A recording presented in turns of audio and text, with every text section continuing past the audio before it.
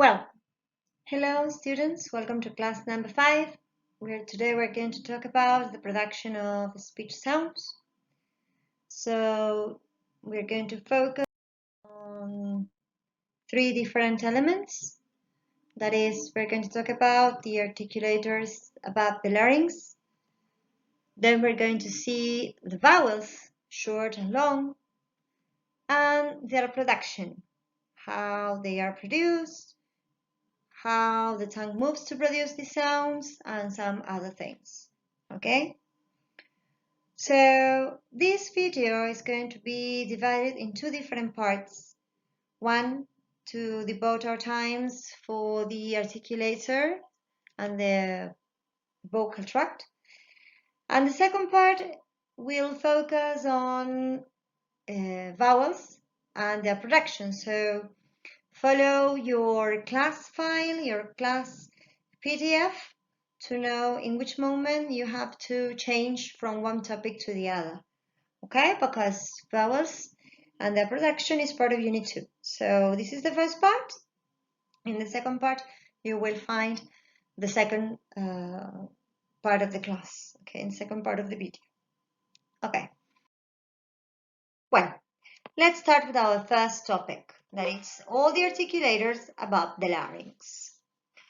So after passing through the larynx, the air goes through what we call the vocal tract. This air ends in 2 different places in the vocal tract. The air can end on the mouth or nostrils, yes, in the nasal cavity in your nose. So the different parts of the vocal tract, that is to say the different elements like tongue, tips, lips, palate, all these elements are a complex set of muscles and they can produce changes in the shape of the sounds of a speech, and that's why they are called articulators. So phonetics studies are also concerned in the articulators. So you have a question in your notes, which is, the question is, which is the part of phonetics that studies articulators? I don't know if you know the answer, but if not, I tell you. It's the articulatory phonetics, the one we have already seen when we saw the levels and stages of the process of communication, okay? Well, let's check the picture. Well, let's move on to the articulators. Let's see the picture. You have a similar picture in your booklet, so try to have that picture next to you now. So here you have a lot of articulators, but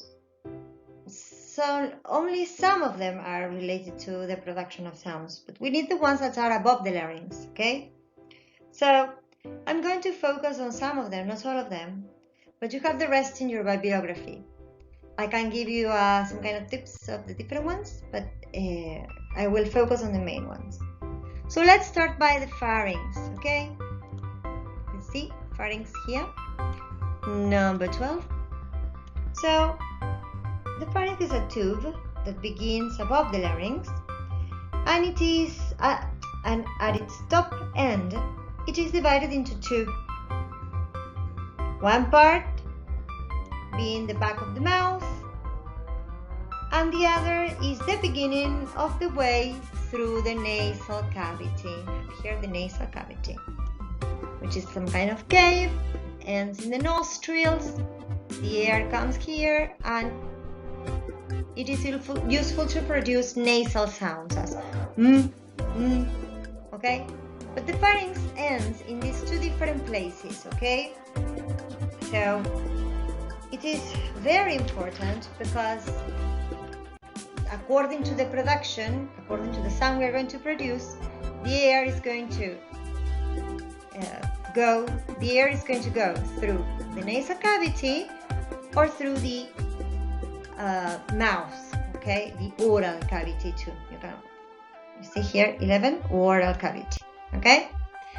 Well, the second important element from the back of the mouth to the front is the bilum, okay? The bilum is part, I will change the color so you can see better. Okay, So we said that the velum, which is here, it is one part of what we call the palate. Yes, the palate, and it is the soft palate. If you use your tongue and you move your tongue to the back, yes, of your mouth, and you feel that soft roof that you have there with your tongue, that is the velum or the soft palate. Okay? So it is the one that regulates, the soft palate regulates the passing air through the nose or mouth. So you can feel how your soft palate operates when you produce the sounds k or g. Yes, the tongue in those sounds is in contact with the lower side of the velum, and we call those consonants as k or g velar consonants.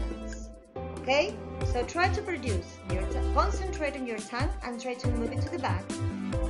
But the back part of your tongue is going to be up and it's going to try to touch the soft palate. So you're going to say k, g, no k, no k, strong, okay? The second part that we're going to analyze now, it's the third, is the hard palate, yes, which is the hard part that you can feel with your tongue when you touch, okay?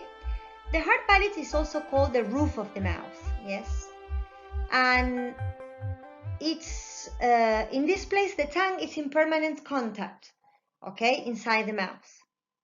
Then you have the alveolar ridge. We are in the upper part of your oral cavity. The alveolar ridge. The alveolar ridge is covered with little ridges. It's between the upper teeth and the hard palate. Yes, and you can feel it. It's like some kind of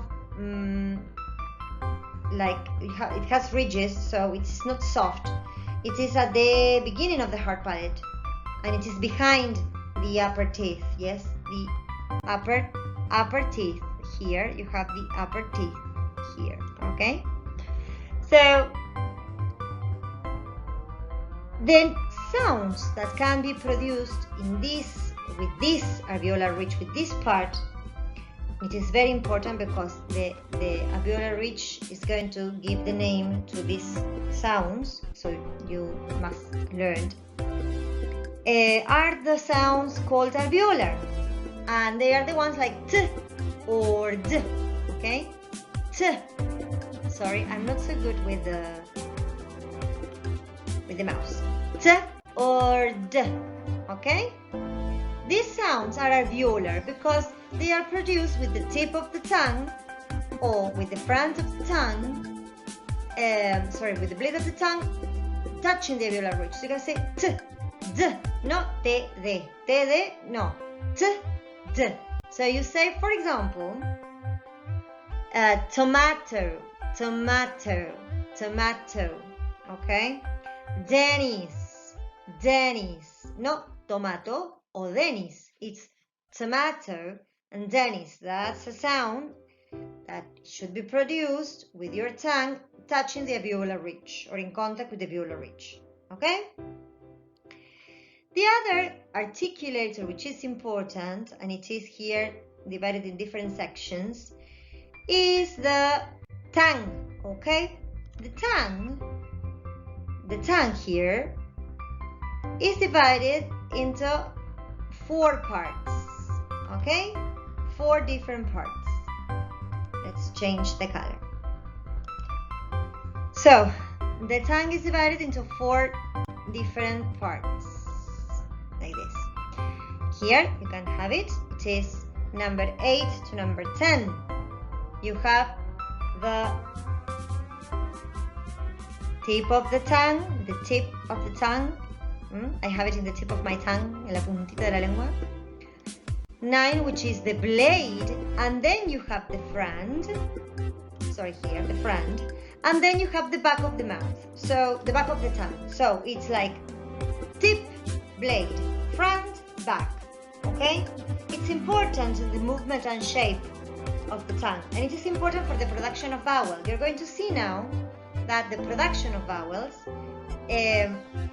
are shaped or are conditioned to the movement of the tongue. If the tongue goes to the back of the mouth, to the front of the mouth, how it moves horizontally or vertically, okay? So these 4 parts are very important for the production of sounds. Well, then we have the teeth.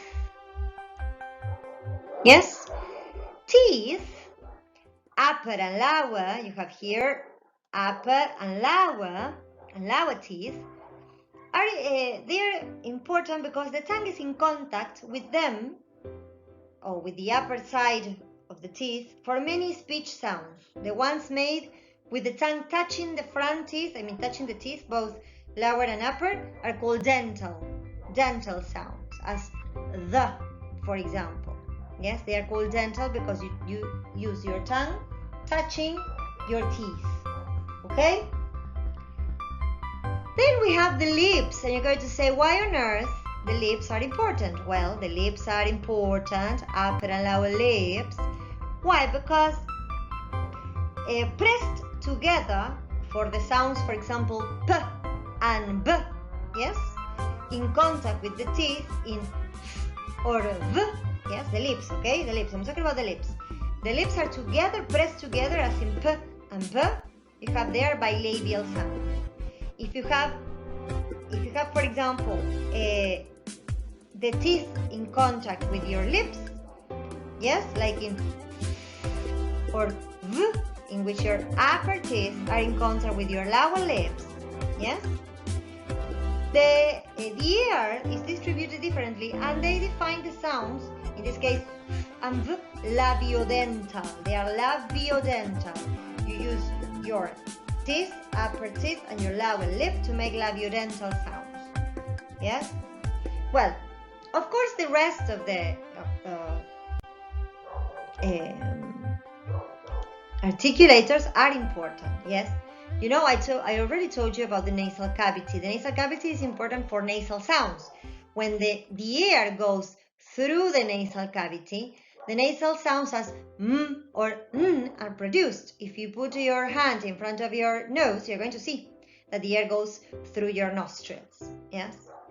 The uvula or campanita is important too. Yes. You have some comments in your theory about the uvula. The uvula is also part of the velum, so it can be in touch when you produce back sounds. The epiglottis is the one that it distributes what is going to come to your body. For example, the epiglottis is closed or decides where, if you are eating, where to set what you are getting inside your body. If you are eating, or if you are breathing or trying to talk. Okay, that's the epiglottis. Then you have the larynx, and inside the larynx you have the vocal cords, which of course are the ones that make us to produce the sound. The trachea and the esophagus are below the larynx, okay? They are not above, okay? Well, so this is more or less the idea of articulators. So please, I'm going to ask you to read the theory that you have in your notes in this first document class. Please read the theory. You have some of the theoretical elements distributed in your booklet, but you have everything clarified in the file class, okay, where you can find this video. So this is the end of the first part, so let's go to the second one when you finish reading the second file of Unit 2, that is to say, the one devoted for vowels and consonants, okay?